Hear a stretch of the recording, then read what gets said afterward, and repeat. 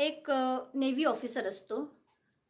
तर तो एका हातामध्ये म्हणजे तो असा जंगलात चाललेला असतो आणि घाबरलेला असतो तो खूप. त्याच्या एका हातामध्ये एका मुलीचं डोकं होतं आणि दुसऱ्या हातामध्ये तिचे कापलेले हात होते आणि तो खूप अशा जंगलाच्या आतमध्ये जात असतो आणि तो इकडे-तिकडे बघतो. तो घाबरलेला पण असतो.